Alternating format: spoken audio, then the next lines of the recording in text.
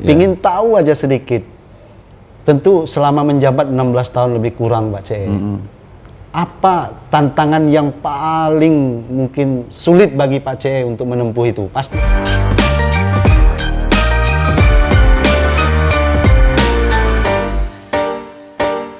Assalamualaikum warahmatullahi wabarakatuh. Selamat malam pemirsa. Bincang kita dimanapun berada.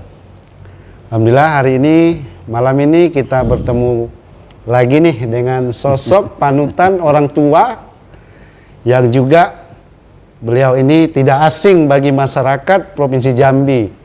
Apalagi khususnya Kabupaten Sarolangun dong Pak. Beliau adalah mantan Bupati Sarolangun 2 periode, begitu Pak ya? Iya. Dia tidak asing, siapa dia? Yaitu Bapak Haji C. Endra. Iya, selamat malam Bapak. Selamat malam. Luar biasa ini Pak. Warahmatullahi wabarakatuh. Saya selalu Pak ya? Alhamdulillah, alhamdulillah. Itu yang penting Bapak ya.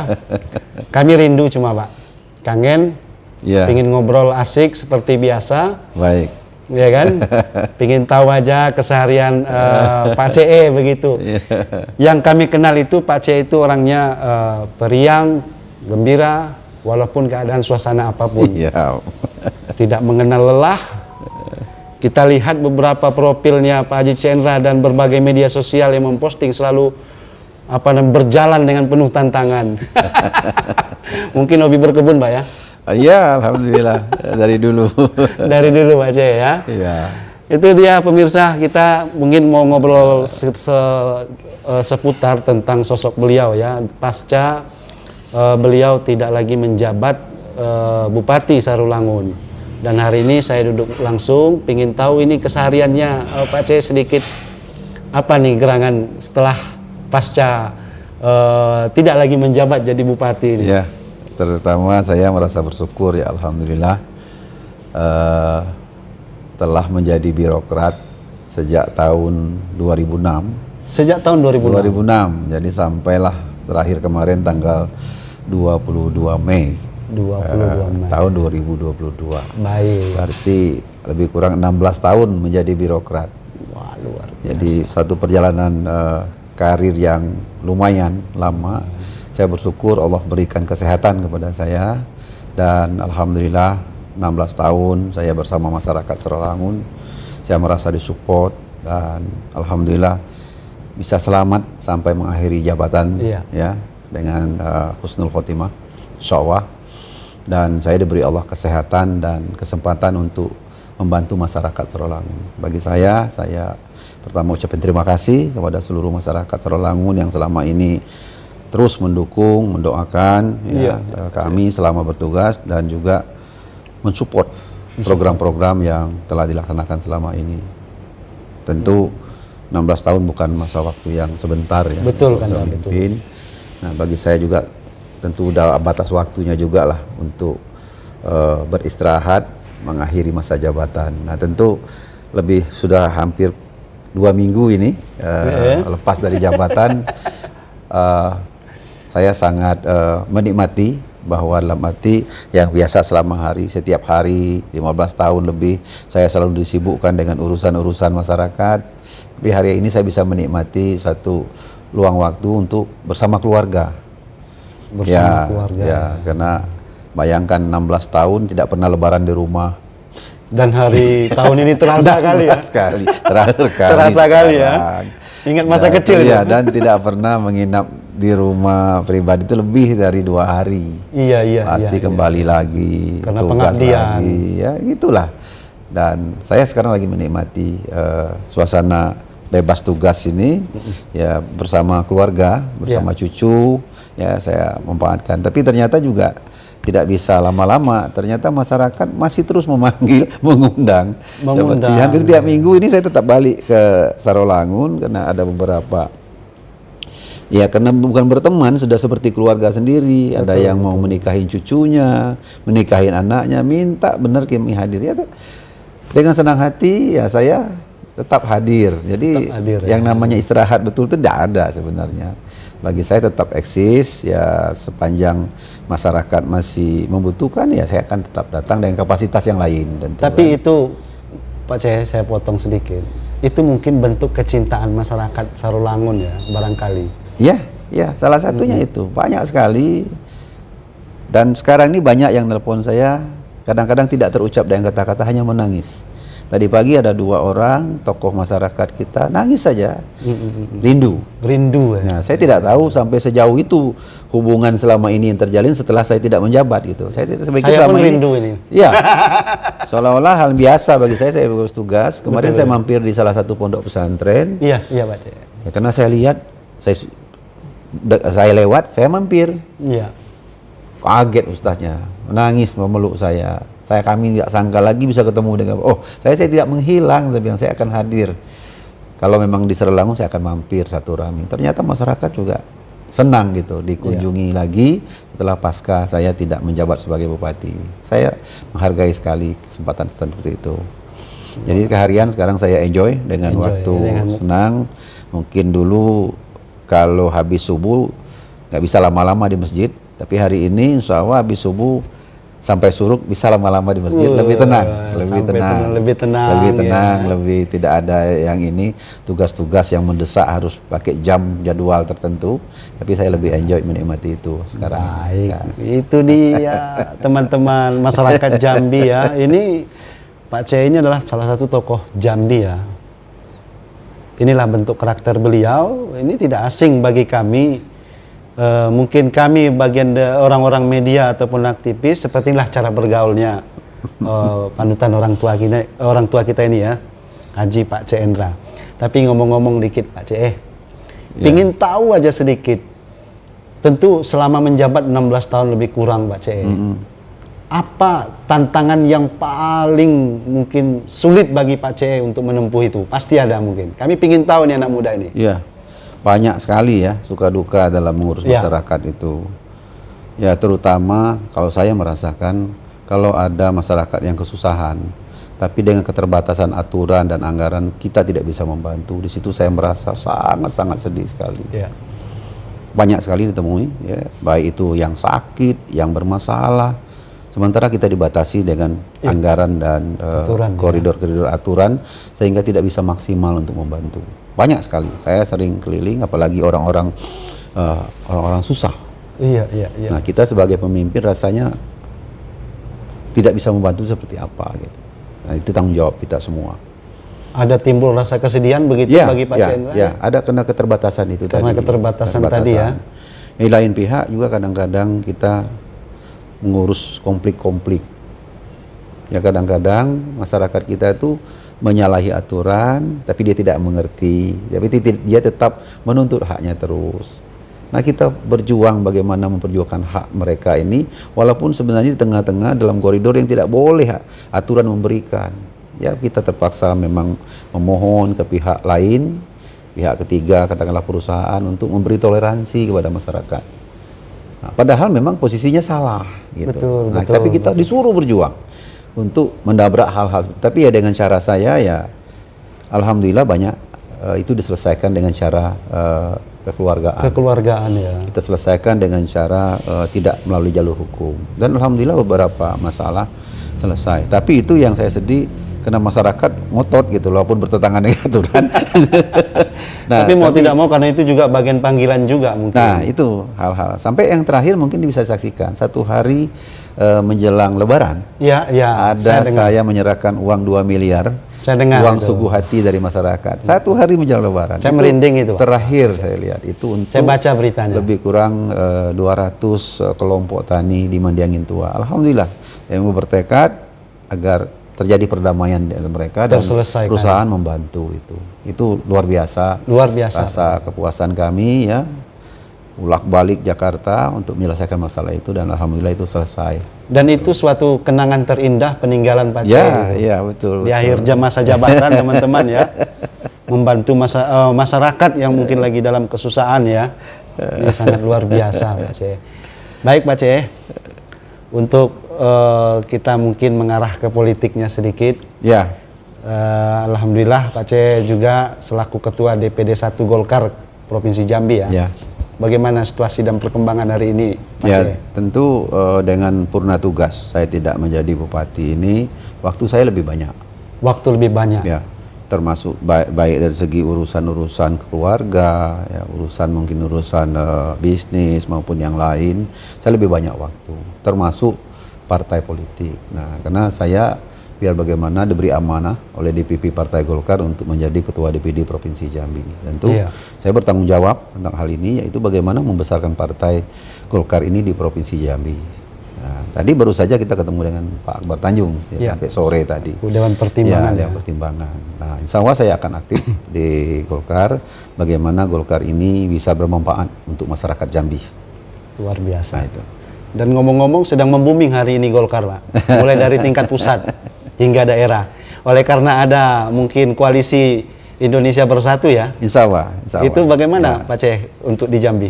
Ya, kami diinstruksikan dari DPP ya untuk meneruskan koalisi Indonesia Bersatu ini agar terjadi sinergi ya antara komunikasi ketiga partai ini. Sekarang kan terisi oleh PAN, Golkar dan P3. Ya, dan waktu silaturahmi nasional kami pun sudah ketemu dengan Pak Haji Bakri, dengan Pak Padil ya di Jakarta. Kami sepakat untuk ketiga partai ini berkoalisi. Toh nanti koalisi ini judulnya untuk capres atau yang lain kami belum tahu. Tapi yang sekarang kami sudah menjalin komunikasi yang baik. Nah, ini kan baik dalam rangka kita untuk membangun Jambi kalau skala kecilnya. Kalau yang skala nasional itu untuk membangun Indonesia. Nah, saya melihat ada kesamaan visi dan juga ada kemajuan politik sekarang untuk membuka secara terbuka. Kalau dulu kan capres dulu baru cari perahu. Betul. Kalau sekarang koalisi dulu. Koalisi dulu. Kan ini satu hal yang baru yang digagas, kayaknya Golkar yang menggagas itu. Itu nggak salah lagi ya. Sudah mulai kita terbuka dalam membahas politik di Indonesia ini, ya, memberi kesempatan yang sama bagi partai-partai yang satu visi. Nah, saya pikir itu bisa ditularkan ke daerah. Bisa ditularkan ke daerah ya. Bahwa ke depan ini kita berpolitik secara cerdas, jadi adu gagasan. Adu gagasan. Untuk kita tidak berpolitik seperti biasa lagi, mengutamakan politik identitas, tidak usah lagi. Kita adu gagasan dan kita tetap menjalin satu rahmi dengan kawan-kawan partai lain. Nah, kalau ini terjadi, Jambi ini aman, nyaman ya Pak. Tidak perlu politik ini untuk memecah belah kita gitu. Benar sekali. Politik tidak masalah. Betul. Tapi kita bisa duduk bareng. Benar sekali. Saya menikmati itu kayaknya dengan kawan-kawan kemarin di Jakarta. Saya pikir ini bagus. Ya kan, tidak perlu lagi kita saling curiga antar partai. Kita berkompetisi secara sehat saja ke masyarakat dengan menjual gagasan-gagasan baru tadi. Ini luar biasa.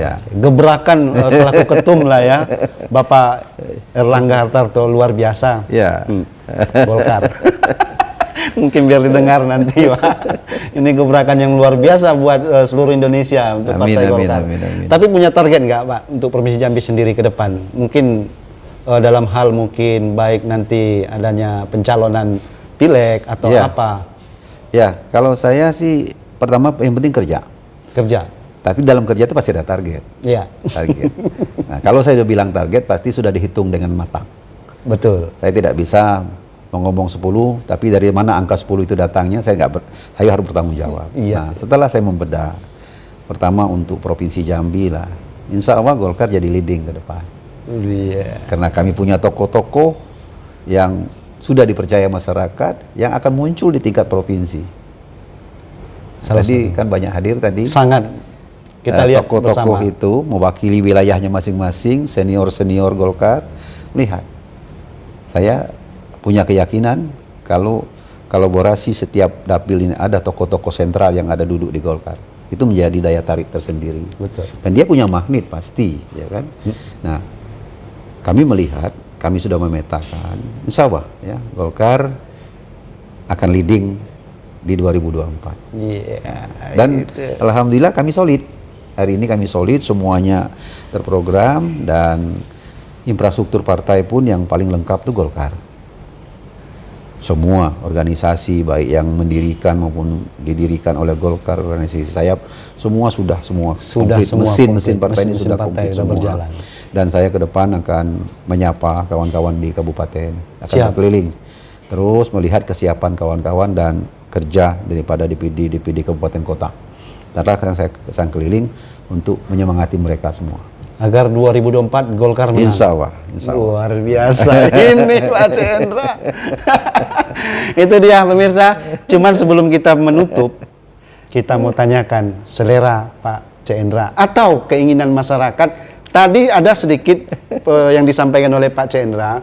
Setelah tidak menjabat saja masih manggil-manggil, datanglah. Ya kan? Lihat kami juga Pak C. Kami itu kan masalah lihat jabatannya, tapi bagaimana rasa silaturahmi dan keluarga itu tetap terjalin dan terbangun. Amin, itu yang amin. saya dengar Ya. tadi dari Pak C. sendiri. Ngomong-ngomong Pak C. untuk ke depan, persiapan setelah pasca ini, setelah mengurus begitu besar partai kita di Golkar, apa rencana Pak C. Endra untuk mungkin bagaimana menjawab persoalan masyarakat itu berlanjut Pak C. Tentu mungkin ada alur ataupun jalan menuju kemana untuk kembali bagaimana bisa dekat dengan rakyat dan membangun daerah itu sendiri. Amin. Ya, yang penting saya bersyukur kita ini yang pertama sehat. Sehat dulu ya. Kalau tidak sehat mau berpolitik apapun tidak bisa. Saya merasa bersyukur sehat badan dan insya Allah masih bisa untuk bekerja untuk masyarakat. Itu yang saya syukuri. Nah, dengan bekal ya masih ada kemampuan kesehatan dan sisa umur ini, saya ingin tetap mengabdi untuk Jambi. Luar biasa. Mengabdi ini kan banyak cara kita. Ya, tentu sebagai ketua partai saya harus membesarkan partai. Untuk tahap pertama saya akan mencalon DPR RI. DPR RI. Ini sebagai uji coba kita. DPR RI, pemirsa masyarakat Jambi, garis besar ya. DPR RI, Pak Haji C. Endra menuju Senayan. Mohon restu. Barangkali seperti itu. Amin, amin. Kita bertahap saja. Bertahap saja ya. Apa namanya tahapan-tahapan pemilu pun demikian. Siap, kita lihat saja. Dan ini mengalir saja. Saya tidak mau berangan-angan terlalu tinggi. Yang penting apa yang sudah ditarget kita capai, sudah itu melangkah melihat lagi ke depan. Saya akan melihat itu. Yang penting niat baik, niat kita untuk membantu masyarakat Jambi. Gitu. Dan harus dan wajib. Insya Allah. Bagi saya sudah apa namanya, dengan saya waktu bilang perpisahan dengan baik orang-orang OPD, birokrat Sarolangun maupun masyarakat Sarolangun, saya adalah bagian dari keluarga besar Sarolangun dan keluarga besar Sarolangun adalah bagian dari saya. Begitu juga Provinsi Jambi. Saya tidak bisa melepaskan diri, ya, saya adalah anak Jambi ya, dan orang Jambi juga keluarga saya. Saya tidak bisa memisahkan diri karena sudah tanggung hidup saya, sudah berapa tahun mengurus masyarakat di Sarolangun. Jadi sudah menyatu gitu. Sudah saya menyatu. Bilang tidak bisa saya sudah melepaskan lagi urusan, tidak perlu peduli dengan masyarakat setelah jabatan bupati. Nampaknya tidak bisa.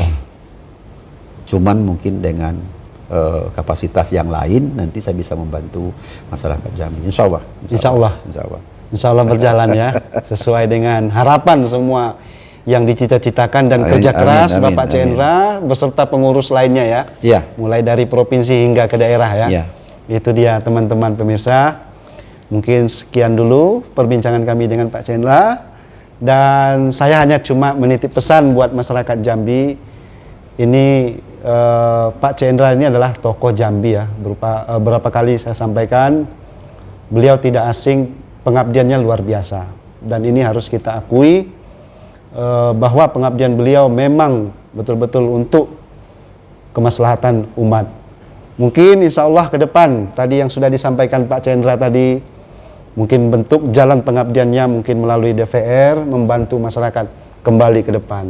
Amin. Sedikit Pak C. Endra, mungkin ada penutup untuk masyarakat Jambi atau pesan-pesan moral? Ya tentu saya selaku manusia biasa, waktu saya memimpin di Sarolangun, bukan hanya pada masyarakat Sarolangun, tapi mungkin seluruh masyarakat Provinsi Jambi. Apabila selama saya memimpin ada hal-hal yang kurang, saya mohon maaf. Dan ke depan, sekali lagi, mohon restu untuk saya tetap mengabdi di Provinsi Jambi. Mari sama-sama kita membangun Jambi yang kita cintai ini dengan hati nurani. Agar ke depan Jambi ini jauh lebih baik. Karena kita tahu Jambi ini memiliki potensi yang luar biasa. Tinggal kita bagaimana menata ini agar memberikan kesejahteraan bagi masyarakat Jambi.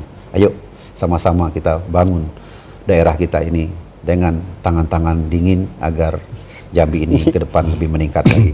Terima kasih. Luar biasa. Terima kasih Pak C. Endra. Artinya mohon apa? Pak Cendra mohon restu menuju Senayan. Amin. Itu barangkali tagline-nya Pak Cendra. Ya. Makasih wabillahi taufik. Wadaya. Assalamualaikum warahmatullahi Salam. wabarakatuh. Terima kasih.